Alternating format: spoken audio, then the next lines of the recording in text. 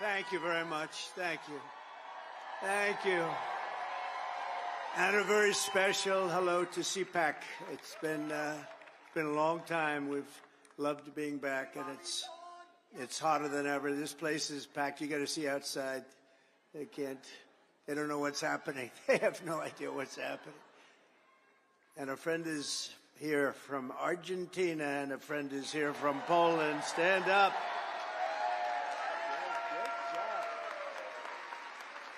Great job. Thank you. Thank you very much. Welcome back to the nation's capital, where our movement is thriving, fighting, winning, and dominating Washington like never before. Nobody's ever seen anything like this before. They used to have a little smaller crowds here. It's a little bigger. The fraudsters, liars, cheaters, globalists, and deep state bureaucrats are being sent packing. The illegal alien criminals are being sent home. We're draining the swamp, and we're restoring government by the people, for the people. For years, Washington was controlled by a sinister group of radical left Marxists, warmongers, and corrupt special interests who drained our wealth, attacked our liberties, obliterated our borders, and sucked our country dry. Not any longer. But on November 5th, we stood up to all the corrupt forces that were destroying America. We took away their power. We took away their confidence. They lost their confidence. You know, do you ever watch? They lost their confidence. Oh, it's so nice to watch. And we took back our country. And we must be doing something right, because we've got the highest poll numbers that I've ever had and that any Republican president has ever had.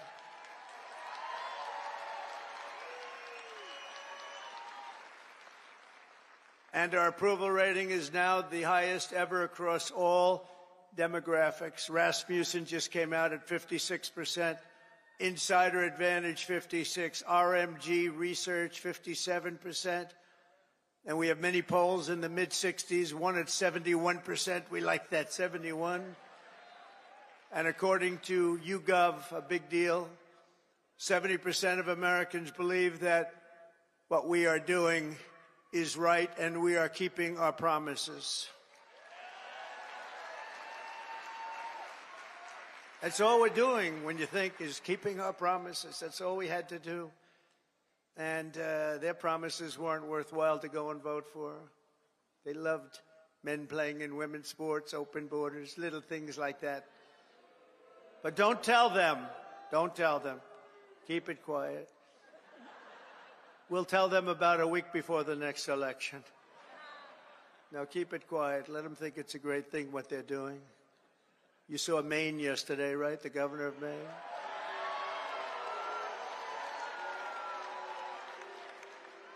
She's fighting to keep men in women's sports. You ever see what happens to a woman when a woman boxes a man who transitioned to womanhood?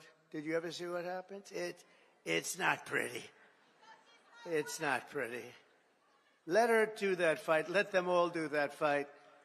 Because I think that's about a 90-10 issue, and I can't figure out who the 10% are. Nobody can.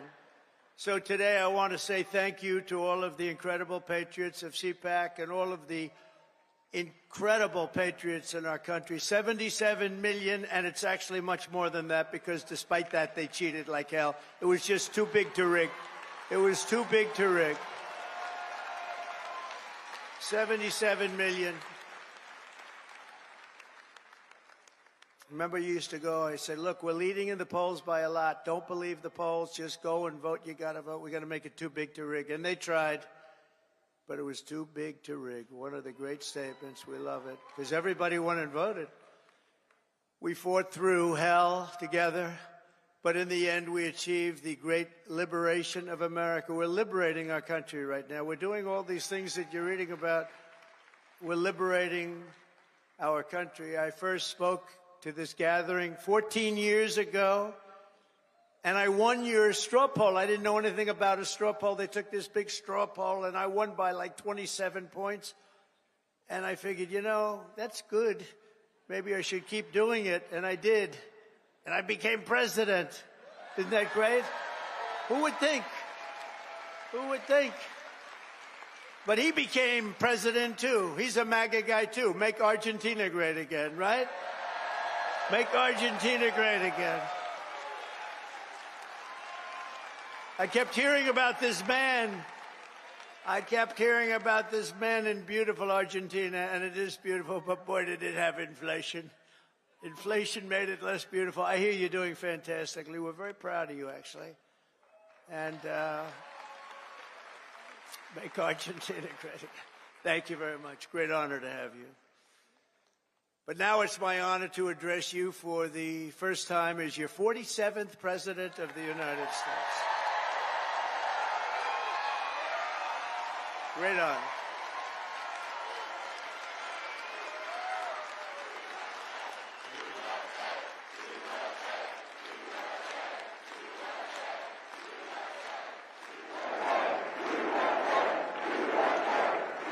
I want to begin by thanking Matt and Mercedes Schlapp for the incredible job they do, and everyone they put together. They put together an amazing team, the American Conservative Union, for organizing this event. You have some big players here. Senator Ted Cruz, Eric Schmidt, Jim Banks of Indiana.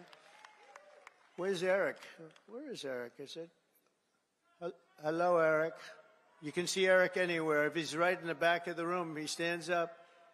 They're all good. These are great people. Representatives Riley Moore, James Comer, Harriet Hagerman, Byron Donalds. Our great Attorney General, she's going to be great, Pam Bondi.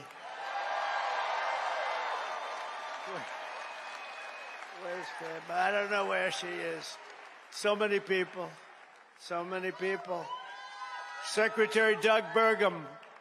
Secretary Chris Wright. Oh, he's going to get that energy out of the ground. Secretary Scott Turner. Our next ambassador to the United Nations, Elise Stefanik, who just gave a great speech, by the way. A very good friend of mine. Is this guy central casting, though? Tom Homan. Is he central casting?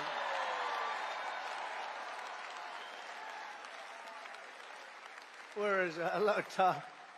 Are you? I love that. How could I love a guy like that? But I do.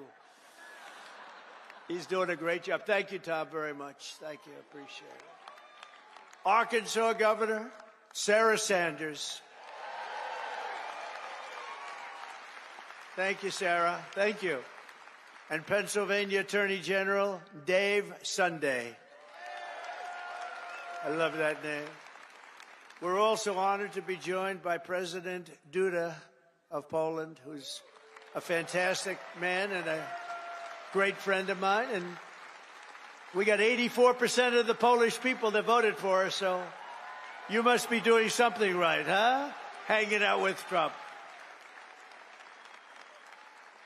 And again, President Milei of Argentina. Thank you very much. Thank you very much. What a great guy. And the Prime Minister of Slovakia, Robert Fico. Robert. Thank you, Robert. Thank you. Nice to see you.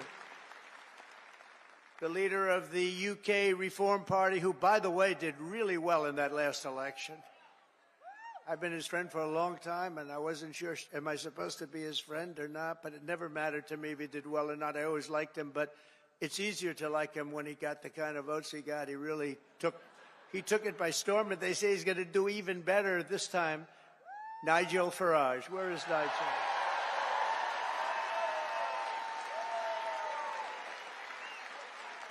Thank you, Nigel. Thank you. What a great guy. The leader of Spain's Vox Party, Santiago Abascal. Thank you, Santiago. Thank you. Thank you very much.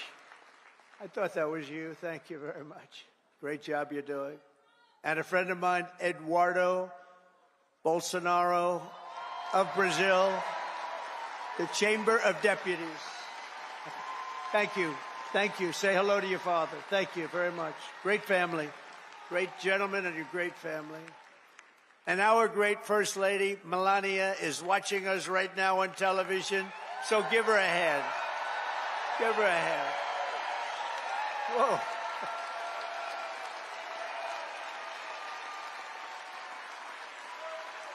Thank you.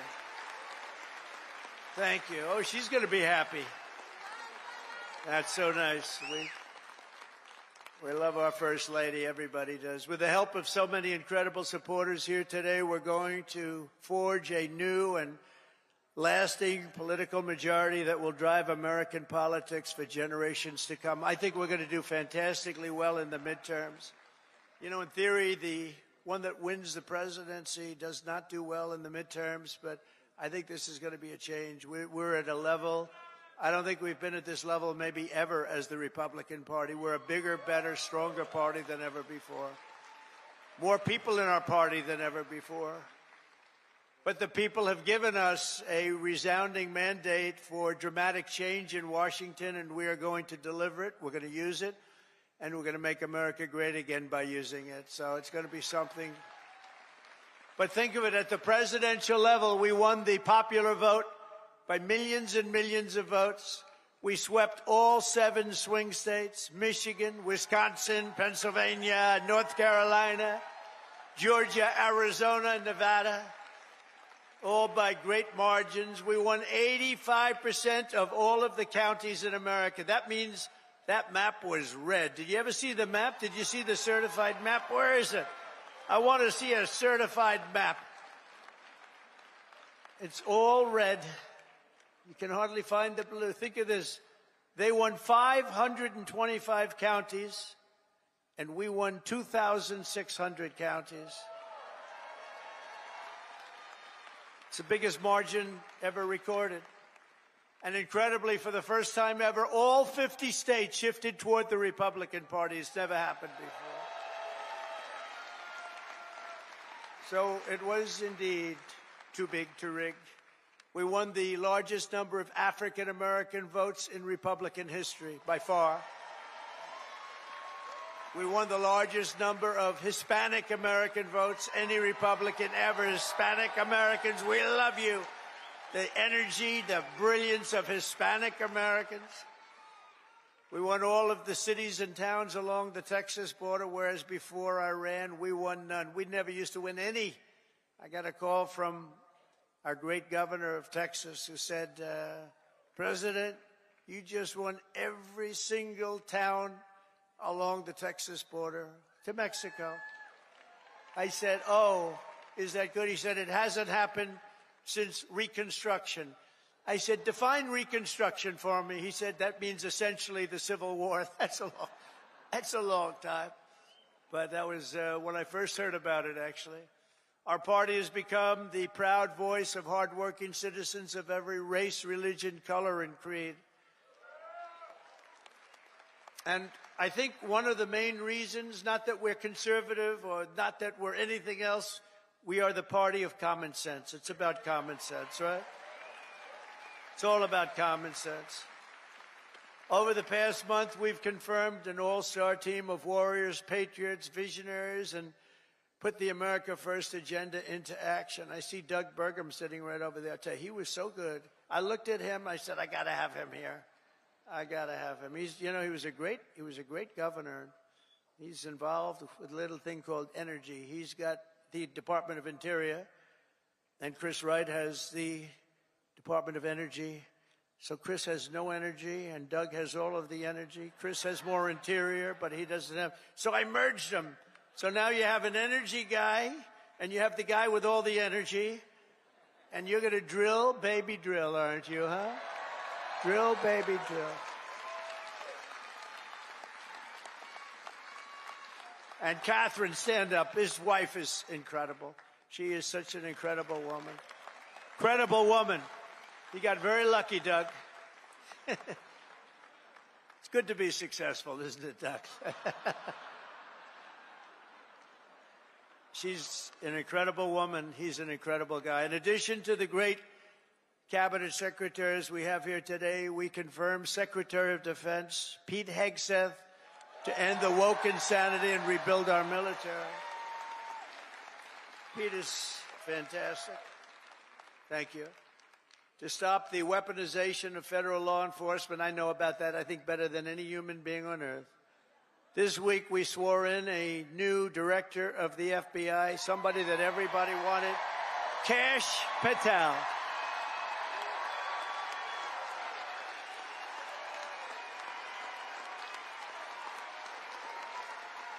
Kash is great. He's a popular guy. He went through with the blessing of a lot of good people, too. I'll tell you, it was great. To end the politicalization of our intelligence agencies, we confirmed Director of National Intelligence, Tulsi Gabbard, who is something very respected, highly respected. And to make America healthy again, we confirmed Secretary of Health and Human Services, Robert F. Kennedy, Jr.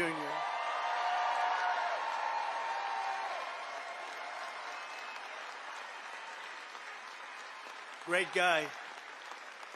We need him. We need him. You know, there's a number on autism as an example with children, autism. And you go back 15 years, it was from 10 to 20,000. You had like 1 in 10 to 20,000. Some say 10, some say 20, but it was in that vicinity. That's a big vicinity. Now it's 1 in 36 babies have autism. 1 in 36. Think of it. It was 1 in probably 20,000 people. Now it's 1 in 36. There's something wrong. Something's wrong, and Bobby is going to find it. Working with Dr. Oz, by the way. Working with Dr. Oz.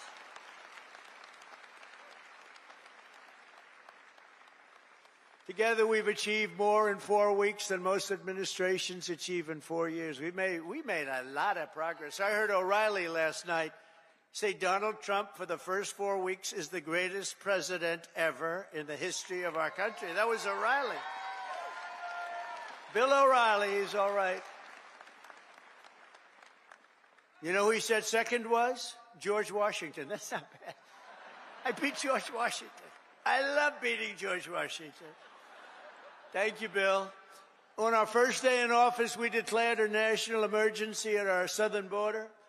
After years of politicians using our military to defend foreign borders while leaving our country defenseless and helpless, we deployed a group of people, active duty troops, to defend our border and repel the invasion of our country. This was an invasion.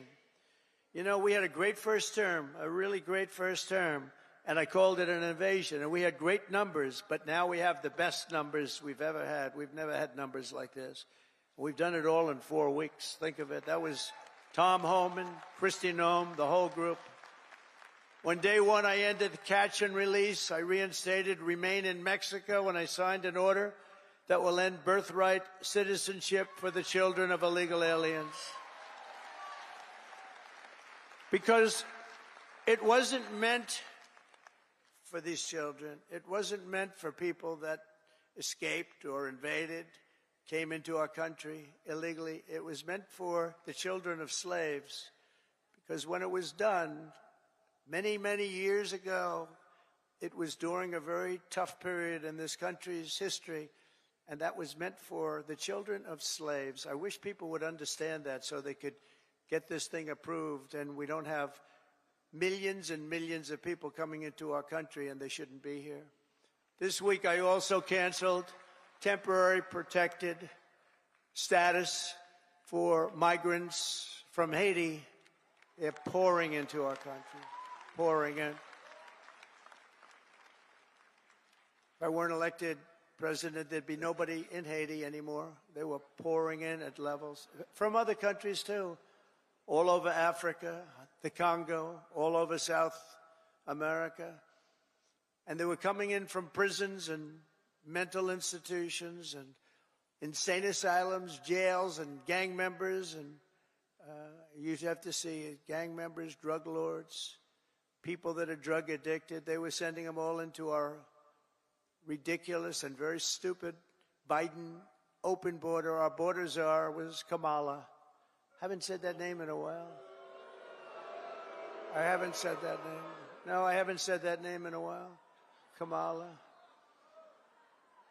I'll bet nobody knows her last name. Nobody ever knows her last name. Even during the campaign, you'd have to say Kamala. It's strange, you know, a little different name. Kamala, because her last name was Harris. I used to say Senator Harris. Nobody knew who the hell I was talking about. So I had to go Kamala. But think of it, I was beating Joe badly, really badly, and they changed him. I'm the only one that ever had to beat two people. I had to beat two. Had to beat two. We beat two. I didn't beat. You beat. You beat two people. No, he was doing badly. That's like the great Dana White. He has a fight, and one guy's doing really badly, so when they take him out, they put another guy in the fight, the same guy that's... I had that. Never happened before. A lot of things we do never happened before. Do you ever notice that? We're the first in everything. So we beat two candidates. They said, who do you run against? Well, we ran against Biden and we ran against Kamala Harris. But illegal border crossings now have plummeted by almost 100%. The border czar never called the border, never called the great people of the border. They have unbelievable. I called them so much they couldn't take my calls. They hated me. But then they became to love me. You know why? Because the border people want to have great borders. But you have to call them on occasion. How are we doing today? Pete, how are we doing? You have to call. And we called the right guys. I became friends. You know, the Border Patrol endorsed me. And these people, you have no idea. They weren't supposed to, because you're not supposed to do that. I don't think you're allowed to do it. Actually, they did it anyway. They said, this is crazy. But these are great people, and ICE, and our general law enforcement, and by the way, our great, great firemen and firewomen, too.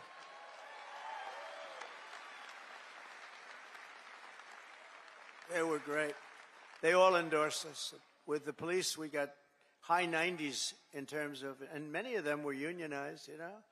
We have a young lady who's right now going for the Department of Labor, and she tends to be a little bit on the slightly left of center.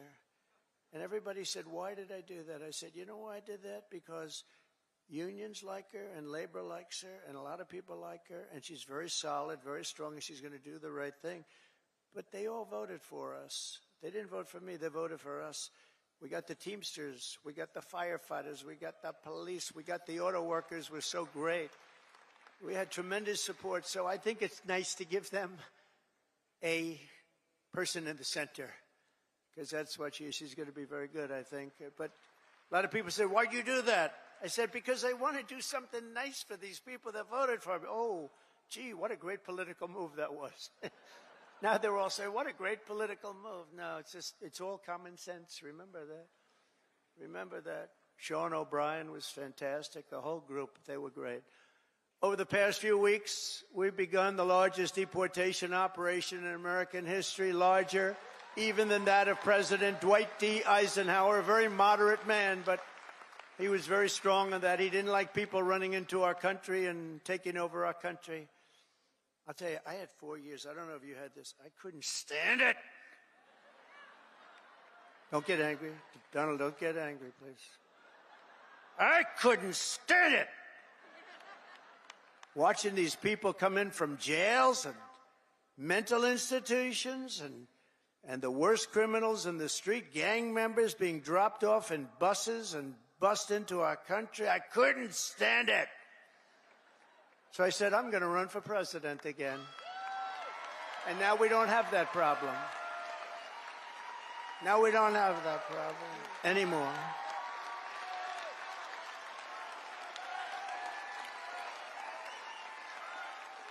We don't have that problem anymore. We now have the best border we've ever had.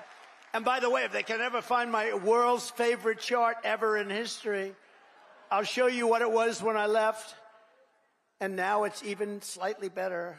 Can you drop that chart, do you think? I don't know. I never tell them about this, but they used to drop it like magic. If they can, they'll drop it. Who the hell knows? But it's my favorite chart. My favorite chart in history. We're liberating communities like Aurora, Colorado, and Springfield, Ohio, that have been occupied by illegal alien criminals from all over the world. We're rescuing the Americans whose jobs have been stolen, whose wages have been robbed, and whose way of life has been absolutely destroyed. And under the Trump administration, our country will not be turned into a dumping ground. We're not going to do it. We're going to have a great country again. It's going to happen soon, a lot sooner than you think, and we're going to have so much money coming in from tariffs. Oh, you're going to say, your senators and your congressmen are going to say, please, sir, please. You're making us look so bad. We have so much money coming in. I didn't know this was going to happen. Please don't do this to us. We look very bad. But they're great. They're doing well. I tell you, the Republican senators they're sticking together. The Republican congressmen and women are sticking together. Every once in a while, you have one that wants a little action or something. I don't know what it is. It's so sad to see. I just hate to see it. I hate to see it, but they're sticking together.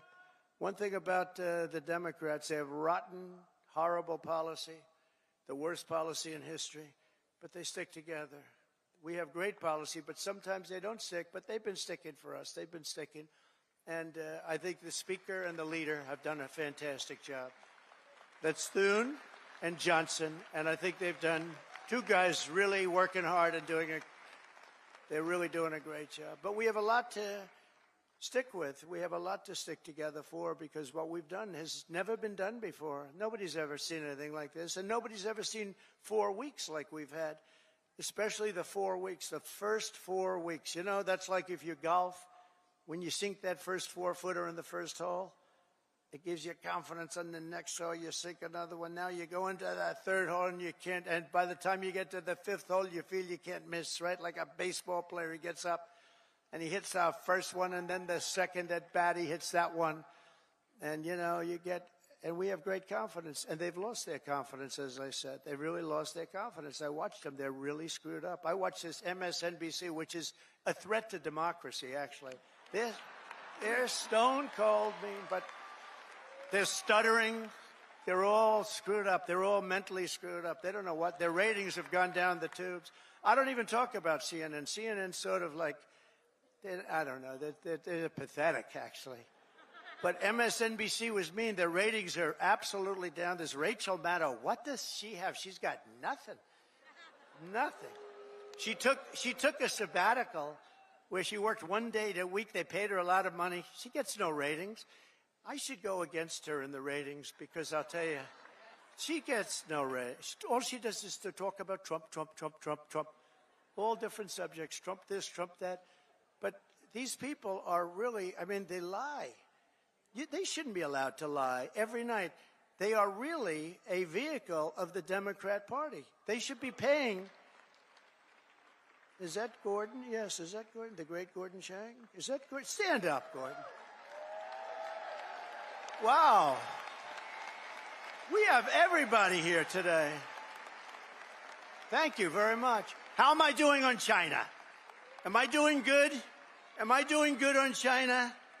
Tell you one thing, nobody's ever done like I've done on China. Nobody ever let people know what was happening with respect to China. And I happen to like President Xi, and I have tremendous respect for the people of China, love the people of China. But we've been treated very unfairly by China and many other countries. And we're not being unfairly treated anymore. We had that down to a science in the first term, and then they lost it. You know, we lost over $1 trillion to China this last year under Biden, Crooked Joe Biden. What do we like better, Crooked Joe or Sleepy Joe? Ready? Ready? Crooked Joe or Sleepy? Ready? Crooked Joe. Sleepy Joe. Got to stay with Crooked. He had one ability that I didn't have. He could do something that I couldn't do. I don't say that because he was a horrible golfer. Remember, he challenged me during the debate to a golf match? He said, I'm a 6 handicap. I said, you're not a 36 handicap. He said, he's a 6. And then he said, well, I'm 8. Remember? I said, that was quick. Picked up 2 strokes. He said, no, I'm an 8. But he's not a 36 handicap. But he had one ability that was amazing. He could go with cameras on him, television, fake news on him, probably because he knows they wouldn't cover it badly. You know, they covered him as well as you can cover him. How the hell can you cover the guy well? But he had this incredible ability. He could barely walk in the sand. Somebody thought he looked great in a bathing suit. And he'd walk in the sand pulling a thing that weighed about 6 ounces. You know those aluminum? See, aluminum's very good. It's meant for children and very old people to lift, right? So he would put it down, and he'd put it down, and he'd fall into it, and he'd immediately fall asleep in front of the media. I could never do that. That's the only thing. That's the only thing. I could never do it. No, he was Sleepy Joe, but he was crooked as hell. You know, there's no question. He was a sleepy, crooked guy. Terrible, terrible president. He was the worst president in the history of our country. I don't care. I'll say it. Jimmy Carter passed away recently, and he passed away a happy man. He was a happy man when he passed away because he said that it's not even close. Joe was the worst, and believe me, I have to clean up the mess. I'm cleaning up the mess, and it is a mess on the border with inflation. To go over every single thing he touched turned to shit, okay? Everything. It's true.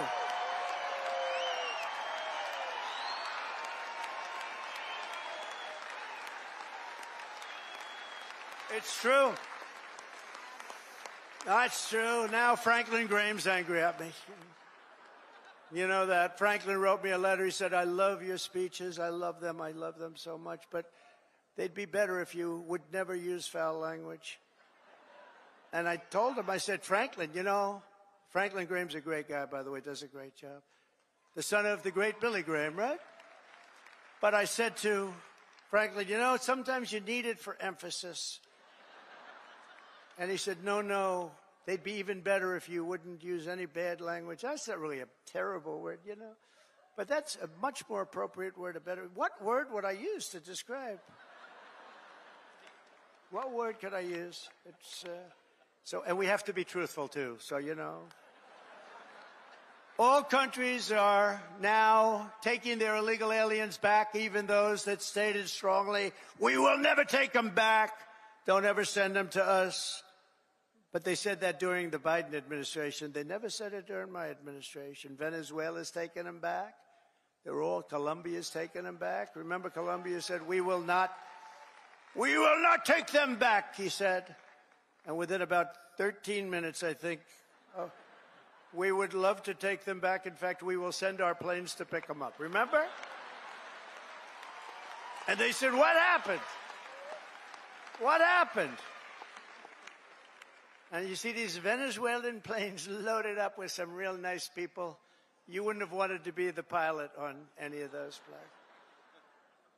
But they know we're not playing games, and just this week I officially designated bloodthirsty cartels and murderous gangs as foreign terrorist organizations, something which Biden didn't want to do and nobody wanted to do. It's true. The full might and power of the federal government will now be dedicated to eradicating MS-13, Tren de Aragua. That's the Venezuelan prison gangs. These are very nice fellows. The only thing good about them is they make our criminals look like nice people. It's true. Remember when they used to say, people that come in from foreign countries are nice people. These are wonderful people. These are good people. They're not murderers. They're not terrible. These people make us look like babies, okay? You know the Hells Angels? They're among the nicest people on earth when you compare them to these thugs. And the Hells Angels actually love our country, if you can believe that. They actually do. but their members and their leaders in the United States will be hunted down. I'm talking about MS-13. They're hunting them down. We removed tens of thousands, MS-13, Trendiragua, rooted out, arrested, and expelled from our soil like the savage monsters that they are. We don't have anybody coming up from Argentina. Nobody's coming up from Argentina to facilitate the mass removal of criminal aliens. I also issued an executive order to make available the full capacity and detention. We're going to use Guantanamo Bay. We have a detention facility that's actually massive. Nobody even knew it existed. Holds thousands of prisoners. We never used it. For 4 long years, you had a president who put illegal aliens up in penthouse suites in beautiful hotels on Park Avenue, on Madison Avenue, or on Fifth Avenue in Manhattan. Now you have a president who is stamping their ticket to Gitmo on a one-way trip back to the places from which they came, wonderful places. Big difference. My administration is also moving swiftly to save the U.S. economy from the train wreck of inflation and worse that Joe Biden created. I withdrew from the one-sided Paris Climate Accord. It was a disaster. That was a disaster. I terminated the Green New Scam. One of the greatest hoaxes ever played on this country is the Green New Scam. We spent trillions of dollars on this nonsense, and just a total hoax. It really set back our country, I want to tell you, monetarily and every other way. And I canceled Joe Biden's insane electric vehicle mandate where everybody has to have an electric car. And if you want an electric car, get an electric car. If you want a gasoline-powered car, if you want to have a hybrid, you get it. The only thing you can't do is a hydrogen-powered car. You know why? They said it really works great, but when it doesn't work, you never find the body. That's a bad sign. You know, when it doesn't work, they found the body on a tree about 250 yards up the road. It's seriously bad. So we'll leave hydrogen out of it for a little while, I think, or maybe permanently. I'd say permanently. To crush inflation by slashing spending, I imposed an immediate federal hiring freeze, a federal regulation freeze, and a foreign aid freeze we're given to countries that hate us. We're giving billions and billions of dollars to countries that hate us. And I signed an order creating the Department of Government Efficiency. You probably haven't heard of it, which is now waging war on government waste, fraud, and abuse. And Elon is doing a great job. He's doing a great job.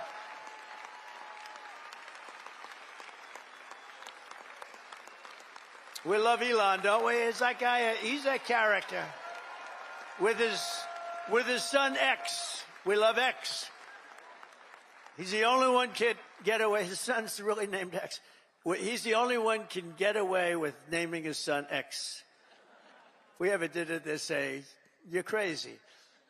But he's great. He's doing a great job, and he doesn't need this either. He doesn't need it, but he wants to see, he's a patriot. People said, well, what official position does he have? I said, patriot. Oh, they didn't know. They said, that was good. He's a patriot. Here are some of the flagrant scams that, as an example, they've spent money on and we've been able to recapture for a large dose of it at least. $520 million for a consultant to, think of it, $520 million. $520 million. When I hire consultants and they just take advantage of me, it's a horrible thing to watch. And I give them $25,000. I feel I'm overpaying. These guys got $520 million. Environmental, social, governance, and investments in Africa. $25 million to promote biodiversity, conservation, and socially responsible behavior in Colombia. This is Colombia, South America, not Columbia University. Of course, that might be worse, actually, based on their actions. $40 million to improve the social and economic inclusion of sedentary migrants. Nobody knows where. Who are they? Where do they come from? Just sedentary migrants. Nobody even knows what a sedentary migrant is. If they were sedentary, they wouldn't be a migrant, right? They wouldn't move. No, they wouldn't move. They'd stay in the same place. Right, Doug? $42 million for social and behavior change in Uganda. $10 million for Mozambique medical male circumcisions. Why are we going to Mozambique to do circumcisions? It's a lot of money. $14 million for improving public procurement in Serbia. Here's a beauty. $486 million to a consortium of elections and political process strengthening ideas, of which $22 million goes to inclusive and participatory political process in Moldova. $29 million goes to strengthen the political landscape and help them out so that they can vote for a radical left communist in Bangladesh. You had to see who they supported. You wouldn't believe, yeah, you would believe it. Nobody in this room would be in that group. $20 million for fiscal federalism and $19 million for biodiversity in Nepal. $47 million for improving learning outcomes in Asia.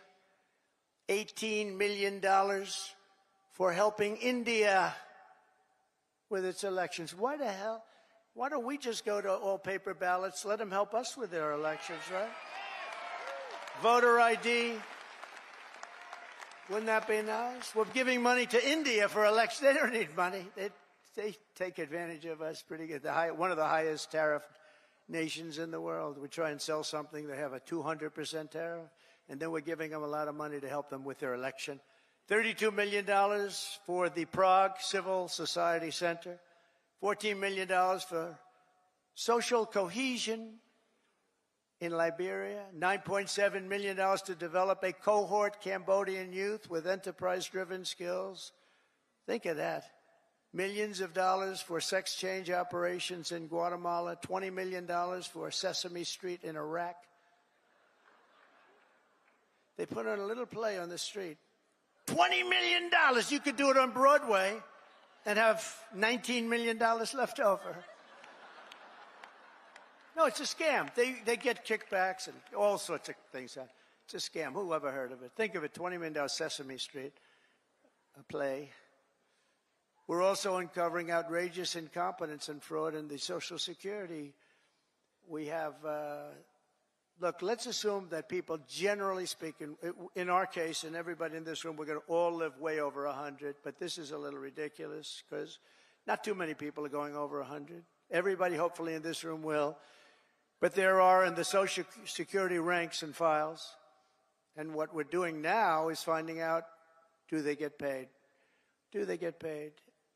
In other words, is somebody taking all of this money? So they have over 100 to 109, 4.7 million Social Security numbers. Think of that, from people whose age is over 100. 3.6 million people whose age is over 110 years. 3.47 million people who are over 120 years of age. 3.9 million people whose age goes from 130 to 139 years of age.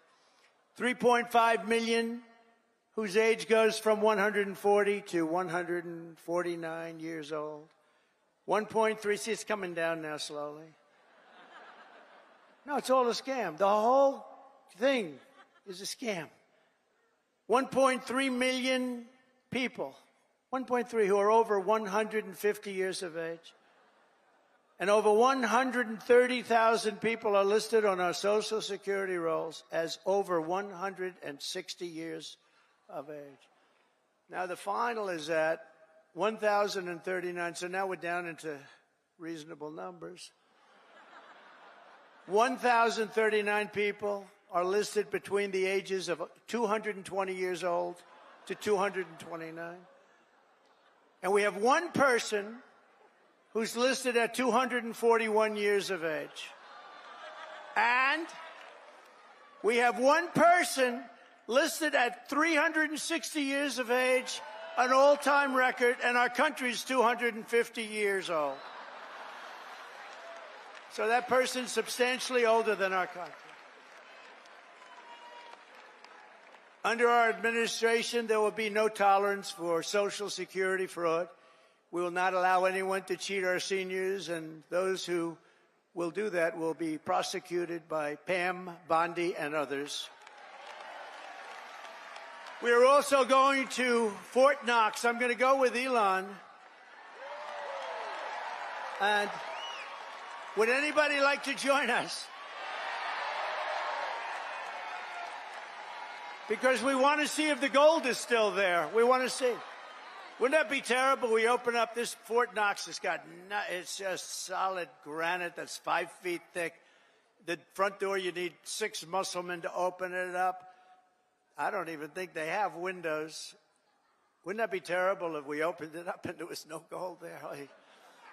So we're going to open those doors. We're going to take a look. And if there's 27 tons of gold, we'll be very happy. I don't know how the hell we're going to measure it, but that's okay. We want to see lots of nice, beautiful, shiny gold in Fort Knox. Don't be totally surprised. We open the door, we'll say, there's nothing here. They stole this too. Now, we have a very corrupt group of people in this country, and we're finding them out. We're removing all of the unnecessary, incompetent, and corrupt bureaucrats from the federal workforce. That's what we're doing. And under the buyouts, we offered federal employees more than 75,000 federal bureaucrats. Think of that.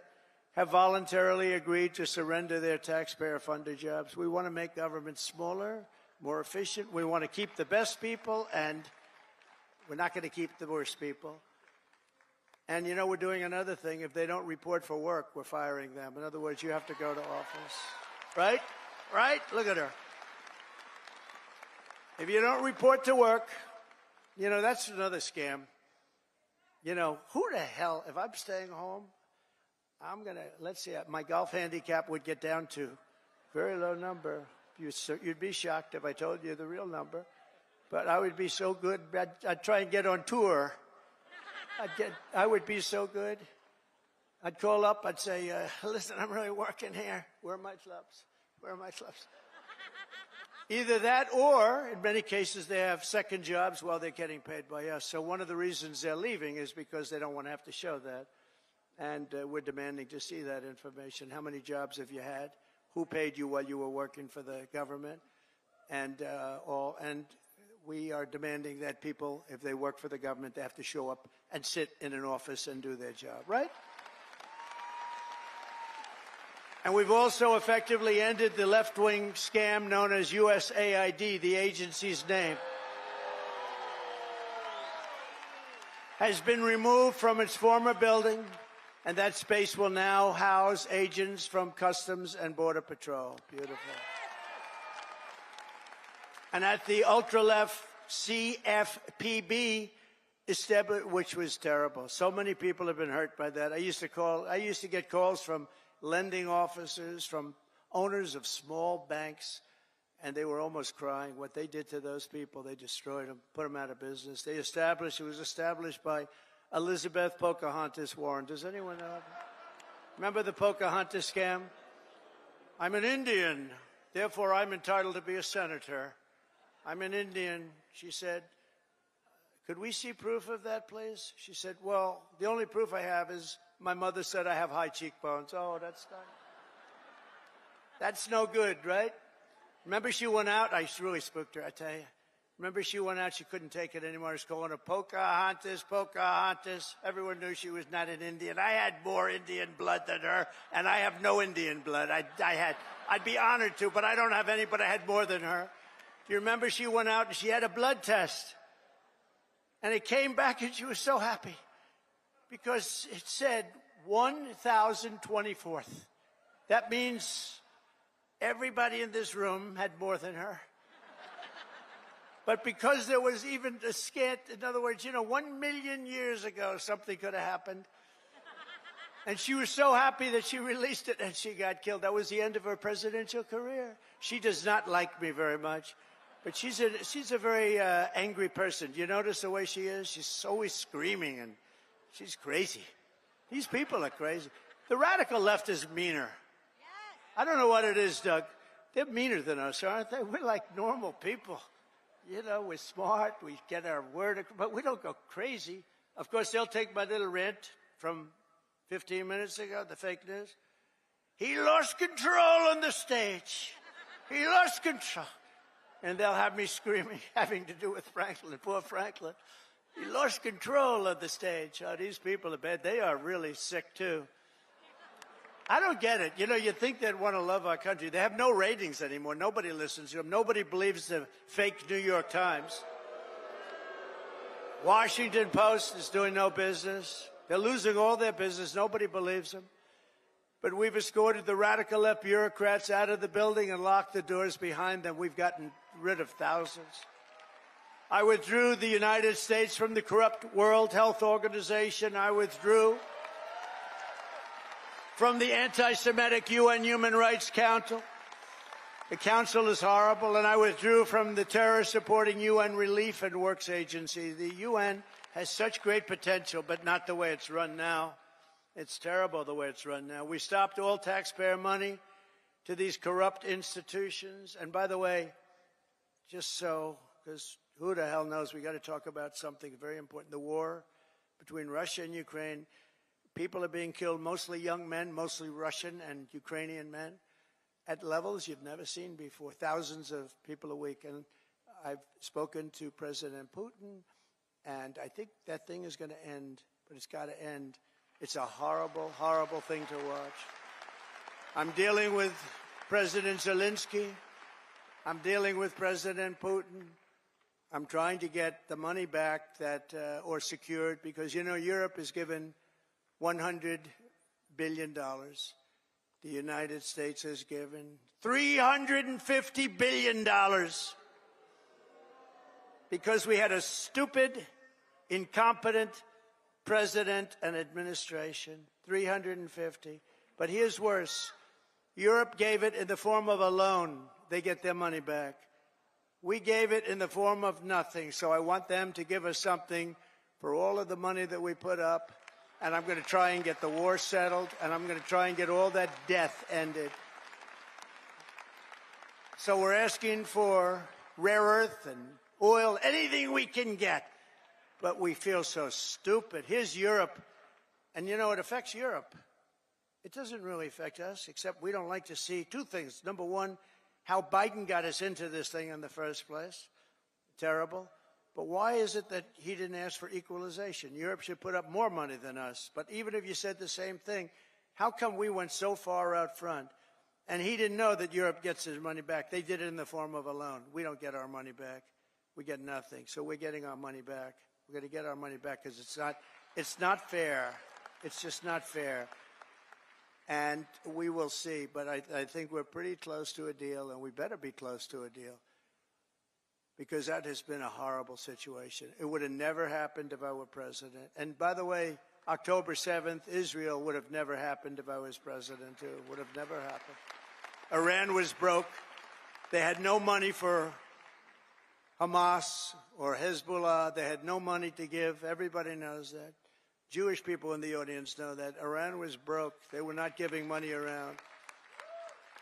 And when I got out, they took all the sanctions off Biden, and Iran became rich very quickly. With oil, you can become rich very, very quickly. And the rest is history. What a horrible thing. Even though the hostages are coming back, I saw it this morning where we got 6 more back. Biden got none back, by the way, just so you understand. None. 0. He would have never gotten any of them back. But they're coming back in pretty bad shape. It's a horrible thing, and many are dead. Many are dead. So we'll see how that all ends up, but it's a horrible thing. But I just want you to know we're working on that. That's a very big part of it. And I don't like talking about it because we're in the middle of negotiations. But it's a very, very sad. It's a very sad. Would have never happened. There was no way. Russia was never going to go in, and they went in because of a lot of reasons. And so many people are dead. Far more people are dead than you're reading about. You know, when they blow up all these cities, all those cities they look like demolition sites. Every single building is down. All of those beautiful golden towers that are 1,000 years old, they're lying on the ground in smithereens, blown to smithereens. There's nothing left of them. They're just lying on the ground, never to be rebuilt again, not possible to rebuild them again. and all of that heritage is gone. People have done a really horrible job. That would have never, if I were president, zero chance that a shot would even have been fired. Wouldn't have happened. So sad.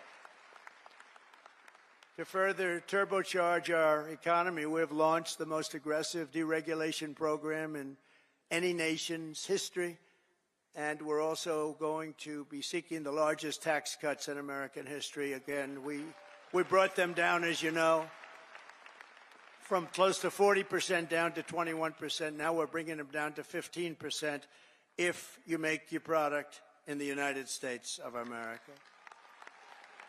We're defending the American worker like never before, and that's why the auto workers and the union workers and the Teamsters and so many others, they supported us, the firemen, the policemen, so many others, whether they were union or non-union, they all supported us. They supported, it's called workers, and they supported us at levels that nobody's ever seen before. Weeks ago, I imposed a 10% tariff on all goods coming from China because of the fact that they're sending fentanyl into our country, through Mexico, by the way.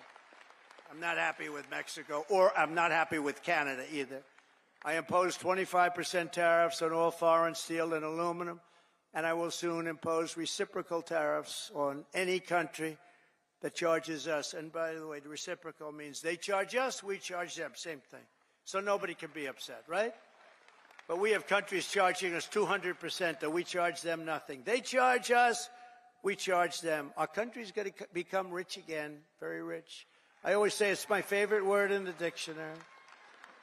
The word tariff is my favorite word in the dictionary. You know, we were the richest relatively from, think of this, from 1870 to 1913. That was our richest because we collected tariffs from foreign countries that came in and took our jobs and took our money, took our everything. But they charged tariffs, and we had so much money, they set up the 1887. Think of that, a long time ago. 1887 Tariff Commission. It was a commission of very important people to determine where we should spend all of the tremendous, vast wealth that we had. We had so much wealth. Wouldn't it be nice today? Of course, now we give it away to transgender this, transgender that. Everybody gets a transgender operation. It's just wonderful. No, we give it away like to crazy things. But in those days, it was different. It was a different world. It was a different country. But we were very rich because of tariffs. And I get myself in trouble because I say that tariff is my favorite word. And the fake news went crazy. What about God? What about wife and family? What about love? I said, okay, tariff is now my fourth favorite word. I got myself into a lot of trouble with that. You can't believe it. I said, tariff is my favorite word in the dictionary, and I got killed by the fake news. So I say now, it doesn't sound good. Tariff, it's my fourth favorite word. I go, tariff is my fourth favorite word. It sounds so terrible, but this way I'm free. I write free, you know. I don't get clobbered by the fake news. But tariffs are also a powerful tool of diplomacy, and all around the world are moving quickly to bring back peace through strength. We have the greatest, you know, I rebuilt our entire military in the first term. We left a lot of it, although a lot of it, but very small relatively, in Afghanistan. The Taliban has it. You know, they have their parade every year where they take our military vehicles and run them up some little street, and like it's their form of a military parade, and it makes me angry when I see that. Angry. When I see that, I get angry. You know, we give them, I don't think anyone knows this, we give Afghanistan about $2 or $2.5 billion a year. Do you know that? For aid. We need aid ourselves. And I'm going to go back, and I told them yesterday, I want to look at it, but if we're going to give them money, it's okay. But I want them to give us back our military equipment that they have. They're selling it. Doug, would you take that, please? All right? Write something up. No, I want them to give back. If we're going to give them that kind of money, let them give back the military equipment, which they have. They have tanks and trucks and guns and goggles. They have goggles. They have night goggles, better than we have. Brand new right out of the box. It's unbelievable. So I want to do that, and I want if we're going to pay him, I want to get that equipment back, okay? Doug can do it. He's one of the guys. He's a business guy. To him, he's sitting there saying, how the hell did this ever happen, right? Can you believe it? We give them billions of dollars, and we gave them our military equipment. Just tremendous numbers of billions of dollars worth of military, billions and billions. We have a ceasefire in Gaza, and we're joined today by several survivors of the captivity under Hamas, including Noah Argamani and Ilana Gretovsky. Wow, look at that, how beautiful. What a beautiful group of people. Wow, thank you very much.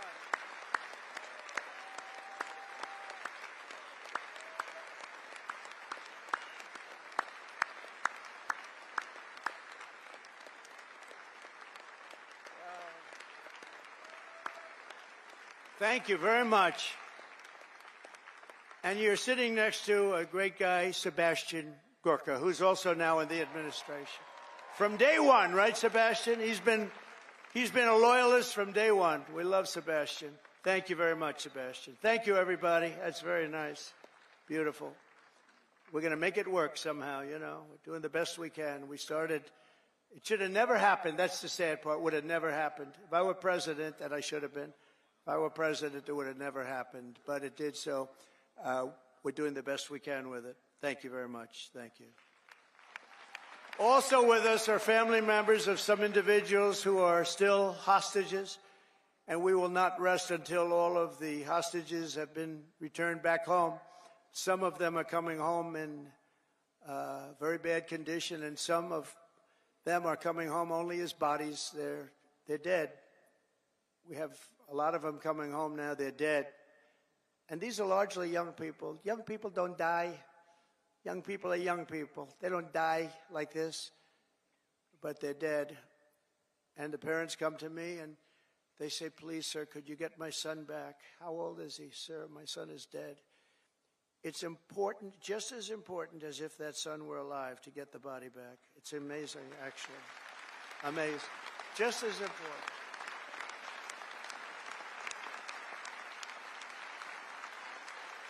Thank you.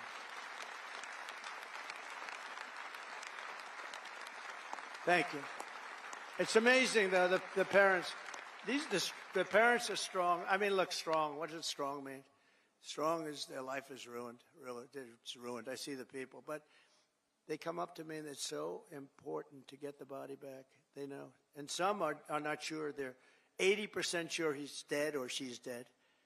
But they have that little glimmer of hope, and I say, let them have that hope, right? Let them have that hope. But getting the body back is just as important as getting the son back healthy or the daughter back healthy. It's amazing to see when I see the level of intensity and love and sorrow and tragedy. As I said in my inaugural address, it's my hope that my greatest legacy will be as a peacemaker, not a conqueror.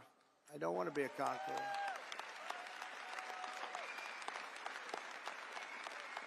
Under the Trump administration, every day brings more good news for America. I've ended all of the so-called diversity, equity, and inclusion programs across the entire federal government and the private sector, and notified every single government DEI officer that their job has been deleted. They're gone. They're fired. You're fired. Get out. You're fired. I made it the official policy of the United States government that there are only two genders, male and female. That was easy. I banned men from competing in women's sports. And I also proudly banned the use of, thank you. We banned the use of puberty blockers, hormone injections, and other chemical and surgical mutilation of your youth. Could you imagine making a speech like this 10 years ago? People would say, what the hell is he talking about, right? This is a sickness that came along with critical race theory and all of the other things that we had to put up with. And it's all out now, critical race theory and transgender insanity. It's all gone from our schools and from our military. And I believe it's gone, too. I think we've turned the heads of even the people that, if you can believe they're believers, I don't know if they were, but I believe that it's all gone. And I've directed the reinstatement of any service member who was expelled from the armed forces due to the COVID vaccine mandate. They will be returned to their former rank with full back pay. Full back pay.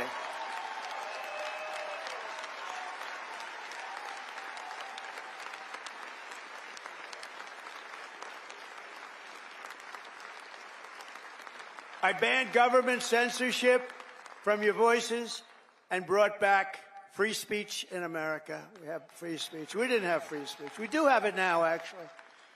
Now, this was a very vicious regime, you know. I was put under investigation more so than the late, great Alphonse Capone, one of the great killers of the world.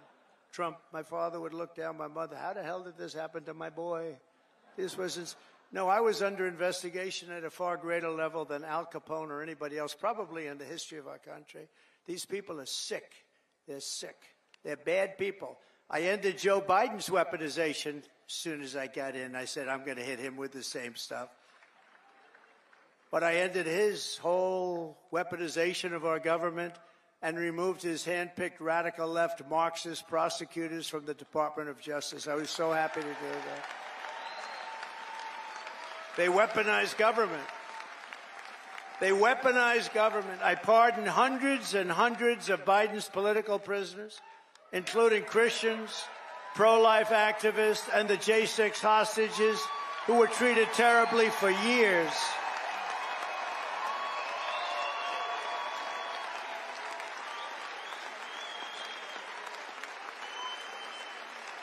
We even got rid of people like Pete Buttigieg, who did the worst job of anybody in the history of transportation. What a bunch of losers. I revoked the security clearances of Anthony Blinken, Jake Sullivan, John Brennan, James Clapper, and every non-patriot who lied to cover up Hunter Biden's laptop from hell. We took away their security clearances. And they're not allowed to enter any government building either. I also revoked Joe Biden's security clearances, the Biden crime family security clearances, and they'll no longer be allowed to access state secrets while selling themselves all around the world. Oh, well. Now, these were bad people. These were bad people. And I do that because this should never be allowed to happen again. What happened to me in this administration, what happened on J6, what happened on all of the things they did that was so bad, should never, ever be allowed to happen again. And on a friendlier note, I renamed the Gulf of Mexico the Gulf of America.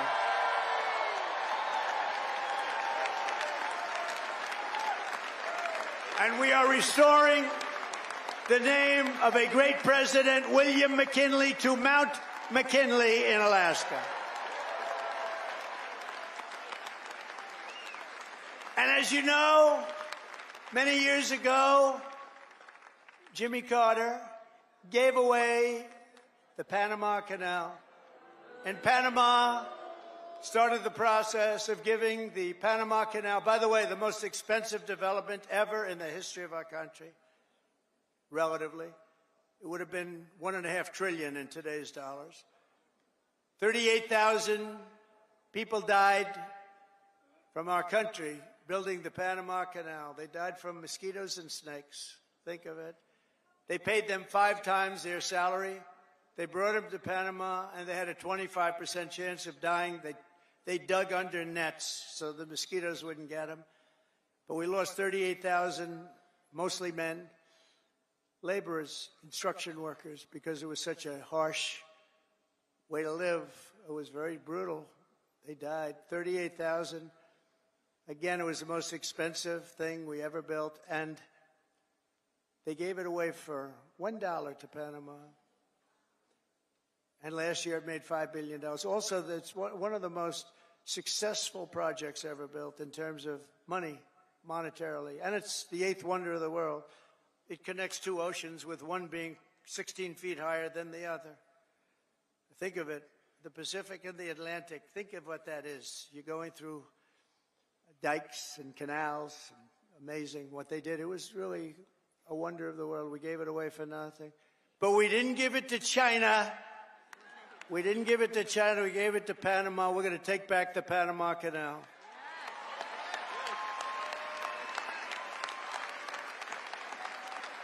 In a matter of weeks, we have restored America's pride, America's confidence, and America's spirit.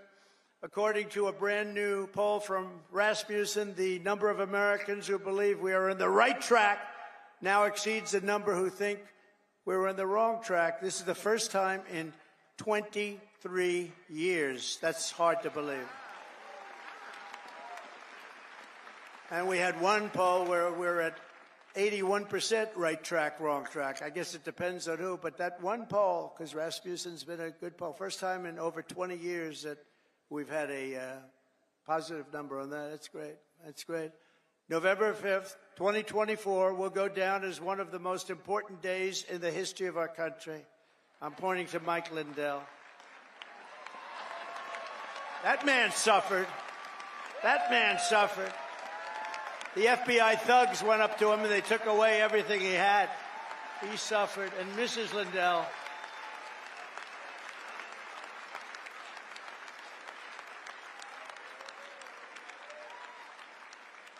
was a great guy. They went after him. It was just terrible. This was a vicious weaponization of your government. But he's all, I'll tell you, he stood up. He's all man. He stood up strong. And nothing was going to faze him. And I want to thank you on behalf of everybody, Mike. You put up with a tremendous amount. And he never changed his mind. He said that election of 2020 was rigged. And he's more of a believer today than he was even 4 years ago. But now it's okay to say it, Mike. Now it's fine. Now, that's why, you know, when it comes to a day where you can't challenge crooked elections, we've got a real problem in this country. And as of January 20th, 2025, the dark days of high taxes, crushing regulations, rampant inflation, flagrant corruption, government weaponization, and total incompetence, those days are over. They're over. But we cannot stop now. We're going to push forward every single day. In the immortal words of that great American hero, Captain John Paul Jones, I have not yet begun to fight.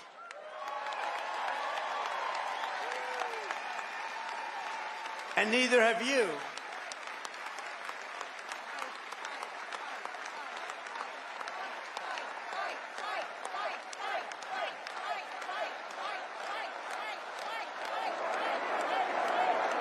So together for the next 4 years, we are going to stand strong. We are going to work hard. We are going to fight, and win, win, win. Thank you to CPAC. Thank you, Matt. Thank you, Mercedes. Thank you very much. Thank you, everybody. God bless America. Thank you very much. God bless America. Thank you. Thank you. Thank you.